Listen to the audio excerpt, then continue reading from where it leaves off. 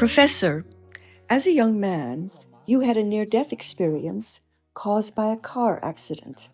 How did this come about, and what did you subsequently experience? At the time, I was a student of theoretical physics, mathematical physics at Graz University of Technology in Austria, and in the summer semester of 1977, I was just about to take an exam.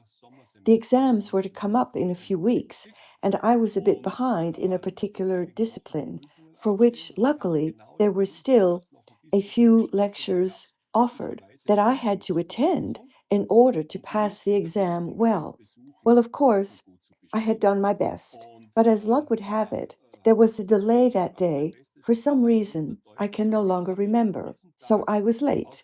So I got on my bike and cycled as fast as I could, but it was a long ride of about 7 miles, and I was cycling along a route that I knew very well because I rode there practically every day.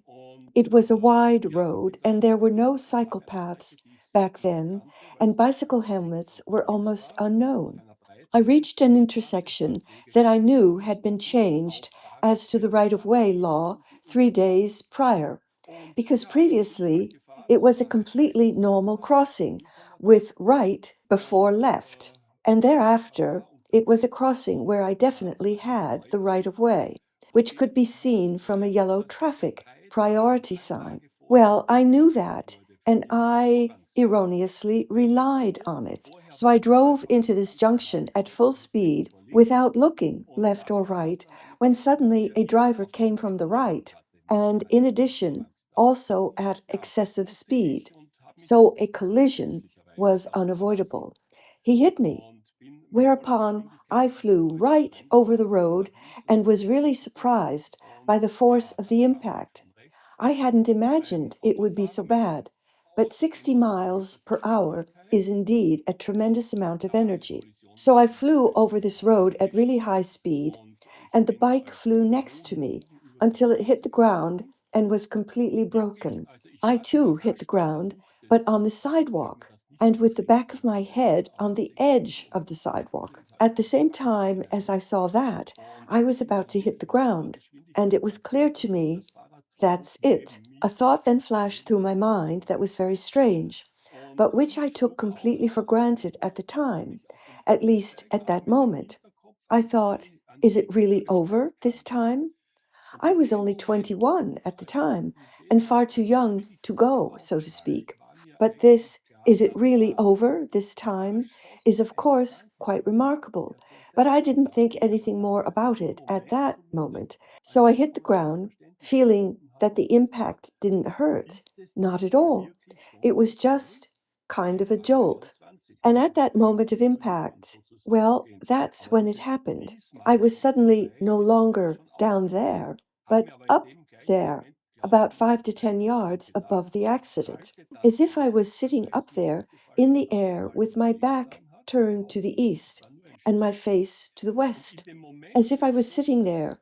But when I looked down at myself, I didn't see anything. There was just simply nothing, nothing but me. And the body belonging to it was down there. But this didn't really surprise me either. I just simply had the feeling of, well, that's the way it is when it's like this, as if I had known it all for ages. However, something else was flashing through my mind, and this was, at least it felt like, what you must know is that when impacting on something, a body is in the state of being accelerated, and simultaneously upon impact, this speed is at zero, whereby the inertia of a body has well to be considered. And as an aspiring physicist, I naturally used to have Newton's laws in my mind.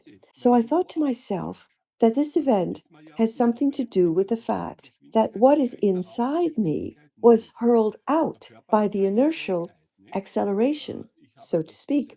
But the next moment it occurred to me, stop, that can't be right. Because if it were, then I would have to be underground now, because I was falling toward the earth. And according to the law of inertia, I would have had to fall down into the interior of the earth. so to speak. But in reality, I was still above the earth. So it became clear to me that this process cannot be explained by the law of inertia. Anyway, this was just simply my first thought. And when looking down at my body, I saw that there was nothing, which should actually cause you panic, but not me at all. I rather had a feeling that I was somehow quite familiar with such a thing. But the fact that it should be over for me now somehow didn't match with my concept. It really didn't match. Something wasn't right, because you are not in this world to leave right away. So I thought. These roughly were my thoughts. And up until this point, I was still completely unbiased. And when looking around, I, on the one hand, saw the scene down there where the following was going on. People were gathering there, as well as the driver of the car, who was pretty much in shock himself. But he had himself under control, enough to examine me, because, as it turned out, he was a physician who was on his way to see a patient, but without properly signaling, which, if he had done so, I would have been to blame for this accident. Moreover, he was driving at excessive speed, because all of this he alone was to blame for this accident. And I assume he was checking my breathing and circulation. Then he left me lying there without putting me in this recovery position. So I conclude, in retrospect, that I was probably breathing and my circulation was working. He then left me lying there that way and instructed someone who was also standing there, I don't know whether it was a man or a woman, to seek help. Of course, there were no smartphones back then, so the person who went for help had to cross the street and went into the house opposite. I was watching that person doing so, and I assume that the emergency service was called from there. This was the scene down there, but simultaneously, I saw something else superimposed on this scene, and this was the only visual impression I then still had. So when I looked to the right, this was the northern direction, or also to the southern direction, I found myself sitting in the middle, but I did not see myself in the middle. I rather saw myself on the right and on the left of me at the same time. I even saw myself repeatedly. It's roughly as if there were mirrors on the right and on the left. And when you look into these mirrors, you are reflected again and again. They are called self-reflecting mirrors. And this was a series of I myself, once to the right and once to the left, once to the north, once to the south. And somehow I realized that this was a symbol for repeated lives, because these were all my different existences. That's how I interpreted this. I was not told this. Well, the next thing was a very pleasant feeling, as if having been on a long, long journey and thereafter coming home, where you are welcomed, so to speak. That's roughly how I felt. But nobody had spoken to me yet. Nothing at all was there, but I still felt totally at ease. So I somehow said to myself, what did I do to deserve that this time I got through this so quickly, so to speak? And then there was some dialogue, but I didn't see the partner I was talking to. But here I must say that I can't retell it all exactly, because the nature of the dialogue as well was quite strange. Someone was talking to me, but it wasn't as if I was hearing sound waves from outside that went through my ear to the inside, then processed by the brain. But it was as if I came to my mind what he or she was saying from outside. I think it was more of a male voice, I'd say, and seen from outside, it was exactly the same. It was as if this voice was coming from outside, but that I would be the one thinking this voice. Well, that's it. That's probably the best way to explain it. But also, in quite normal life, it may happen that something suddenly occurs to you. Thereupon, you verbalize it.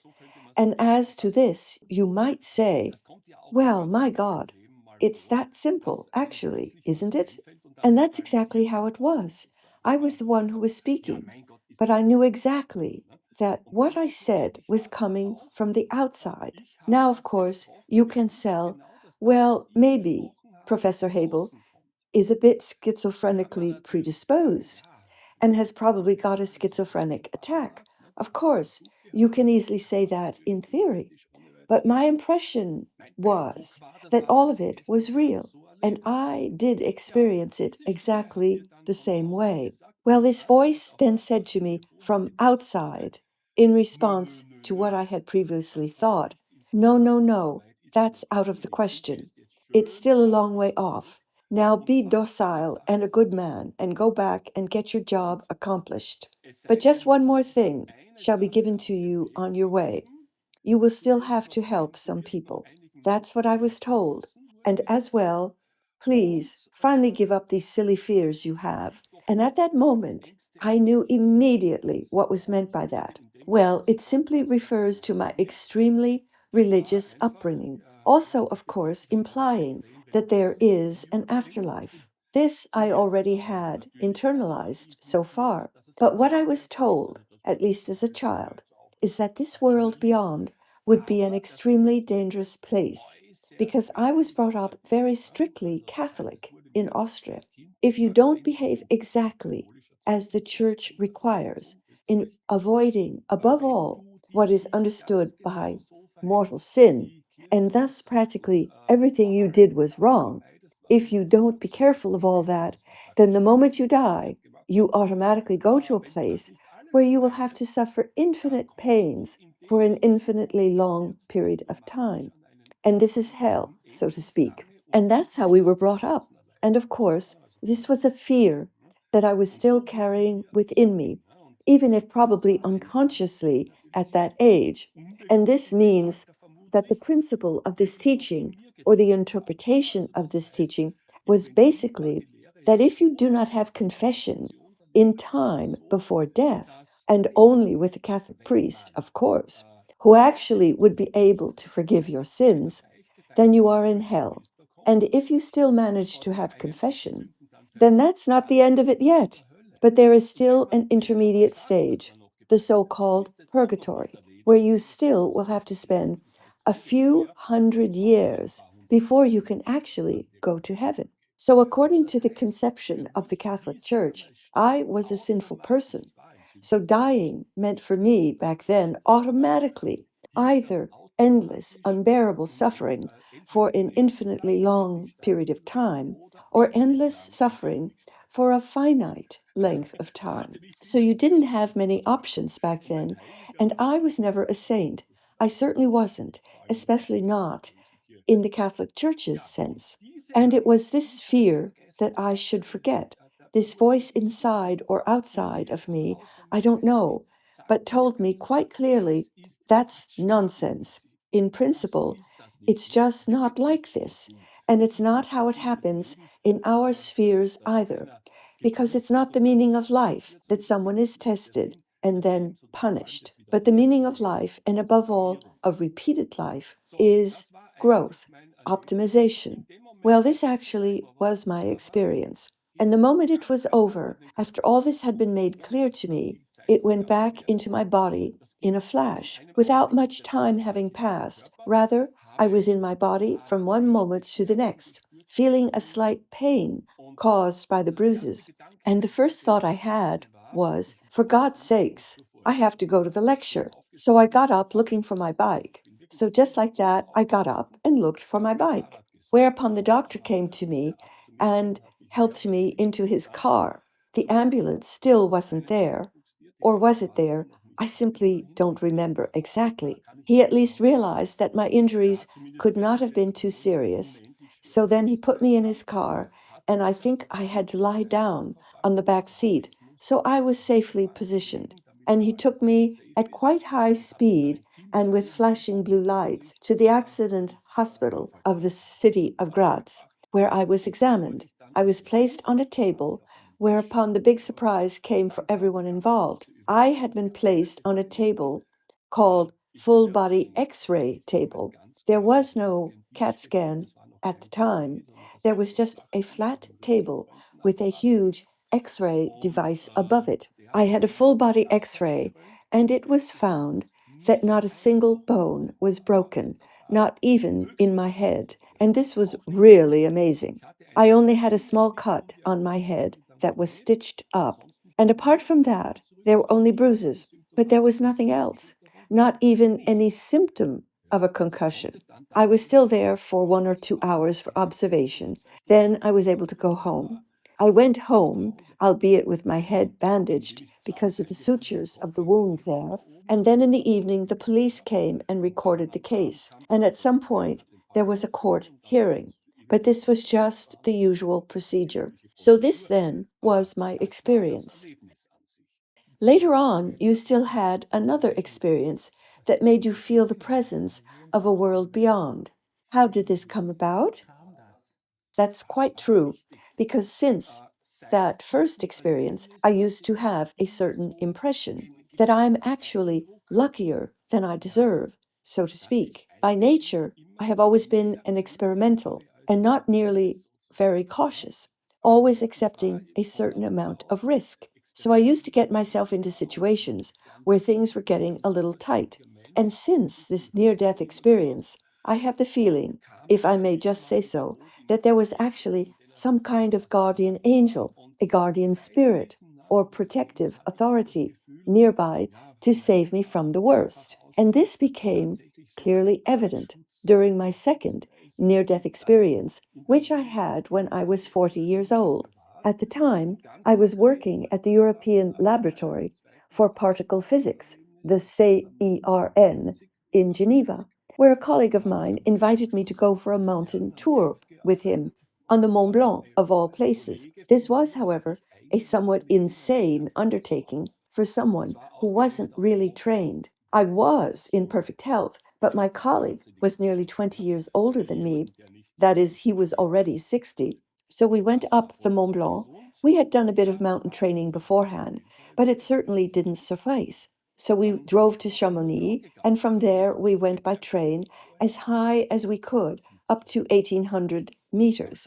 On the first day, we were climbing up to an intermediate hut where we stayed overnight. Thereafter, we went to the Gouter hut, which is located at the top of the Mont Blanc ridge. I don't know if you know this hut. And on the third day, we attempted an assault on the summit. And it was there that my colleague had to give up during the summit assault because he was running out of air, also because he was a smoker. So there wasn't enough oxygen available for him. I would probably have made it to the summit, even though I too was almost lacking strength to do so. I was having heart palpitations and trouble breathing. The ascent goes up to almost 5,000 meters, and at 4,500 meters, we agreed that we would have to give up and go back. For me, it was a clear decision, and as for him, he was relatively frustrated that he did not manage to get to the top. Actually, he wanted to have the adventure already behind him at this point. He didn't want to know anything more about it, so to speak, and then he seriously suggested we go down in one go. So that's what we did. And we got back to the Gouter hut. And from there, the slope went steeply down. It's, in fact, the most dangerous slope of all because there are falling rocks and extremely slippery areas, although we did have crampons. But that's when I really started to feel very weak. So on the way down, we were connected with a rope, and it was I who was slipping. And at a particular place, the slope goes toward the right downwards and is certainly more than a 45-degree angle. And it goes down a few hundred yards. So if you fall down there, this would be the end. This would really have been the end. And I knew my colleague couldn't hold me because he was at his limit himself. And the only thing that mountaineers do, and as we also had agreed beforehand, is to let the other one fall in order to save oneself. There's nothing else you can do. However, and this was the miracle. So exactly at the point where this happened, there was a large stone just above me, and my colleague, in a lightning-fast reaction, put the rope around this stone so that I slipped down about 5 yards with increasing speed, but was then stopped. So I then was hanging on this rope, And after having recovered a bit, I climbed back up to the path, thanks to the crampons, whereupon it went further down the mountain. And at that moment, when I was feeling the rope jerking, that same feeling overcame me again. That is, I was out of my body again for a split second, and I heard that voice again. Damn it, watch out. That's not the way to do it. You have to change your life a bit and behave more responsibly. Well, and that was it. Then I was completely back to myself, and everything was fine. I was totally impressed by it all. And I also felt very guilty, I have to say. And from that point onwards, I firmly resolved not to embark on such nonsense again. And because this incident made me feel very strongly a presence. Professor, what impact did this experience have on your worldview? First of all, the most important thing for me was that I experienced immediately that my fear of the world beyond had vanished. What I mean is, I always believed in the world beyond. This was never the problem, and it was due to my Christian upbringing. So I wondered that there is no danger at all associated with it. Rather, one is fully and very lovingly accepted over there. And also that a hand is held over you, and that the mistakes that everyone undoubtedly makes, I, as well as many thousands of other people, are accepted as something quite normal and seen as an opportunity to improve. Well, thereafter, I came across some theological literature by the French Théard de Chardin, who speaks of an earthly and a heavenly sphere, but no longer in the sense that the earthly, carnal, so to speak, must be bad, and the otherworldly, heavenly, is only good, but that all of this, seen as a whole, is a growth process, an optimization process. So, in terms of an evolutionary theory, one could express it in such a way that the evolution we go through on Earth will be continued in the world beyond, so to speak. And this means that I am picked up periodically and I return or I go over there. And this is then what is called death. Over there, I receive my instructions and can see exactly what can still be optimized for me. Thereupon, I go back, thereafter, forward again, then back again, and forward again, until the whole thing runs optimally. This is not very compatible with a Christian worldview, but rather a Buddhist Hindu one. But I believe that combined with the idea of love, which we should pass on to others on behalf of Christ or whomever, by aligning our life models accordingly, this can definitely be optimized for every person at any time. And I think that each of these cycles entails further growth. And this is actually my worldview. So I imagine, just like Théard de Chardin, that these two worlds are moving convergently toward each other. And at some point, probably, I don't know exactly when, they will no longer be distinguishable from each other. Then we will simply be walking back and forth, maybe without being aware of it, and maybe without referring to this as death any longer. That's what I could imagine. But death is still something that is separating us more or less between these two worlds. And I have the impression that the more often you die and the more often you go through this process, the more transparent it becomes towards both spheres. And the more these two worlds will unite at some point in the future into one big world that will perhaps be subject to further evolution, I don't know, or it will at least be a product of an evolution. And that's why today I am very much against defining everything earthly, as it is often done, as fundamentally worse, because actually that's not right. Because according to so many denominations, the earthly has been created by the heavenly, so it must have a purpose. It is not just simply about people being tested and punished and then sent back again. Or may they be sent somewhere to a place of punishment. But in my opinion, it's all about evolution and growth. This is roughly how my view of the world has developed as a result of these circumstances. So today, I see it all in a very positive light. We are living in a very materialistic age today, where a world beyond is hardly an issue. So, do you think we are on the right path in doing so? According to what I have experienced, I can only say no. You see, I don't think we are on the right path if we are striving for the world to be explained as a whole.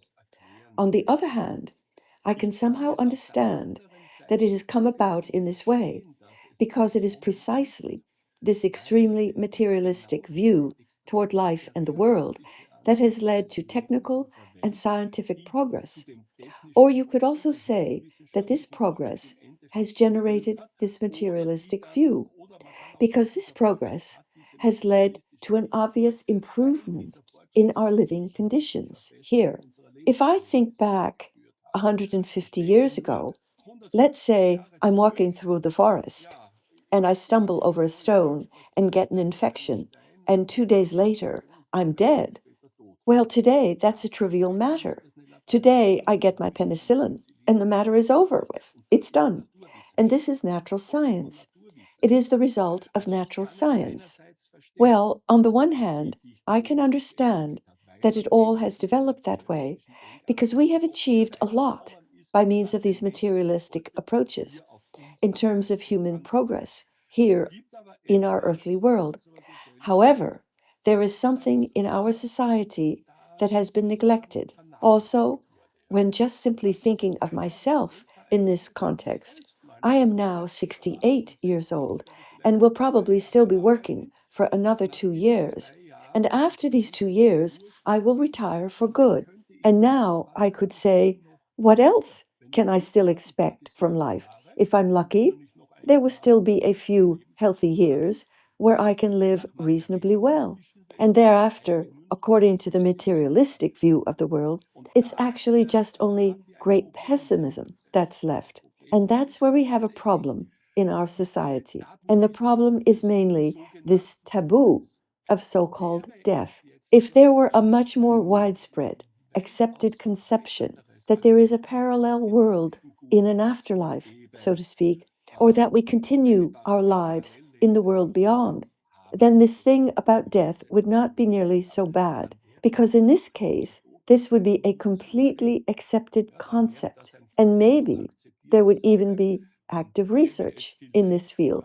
And I could imagine that such active research in this field could perhaps even enable, I don't know, maybe after death contacts or something similar.